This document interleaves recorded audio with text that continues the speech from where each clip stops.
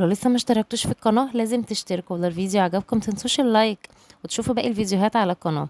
يلا اقولكم المكونات كده في السريع: 3 كوبايات الا ربع دقيق سميد، عليهم ربع كوبايه من جوز الهند ورشه صغنونه خالص من بيكنج باودر، وهنحط عليهم 3 معالق كبار سمنه بس نسيحهم على النار الاول، وبعد كده نقلبها كويس قوي مع دقيق السميد، وبعد كده نحط عليهم كوبايه زبادي وكوبايه لبن صغيره ومعلقتين عسل جلوكوز، وهنقلبهم كويس جدا. واللون البني بقى دوت سكر متكرمل على النار، بيدي لون حلو قوي للبسبوسه، ما بنحرقوش بنكرمله بس.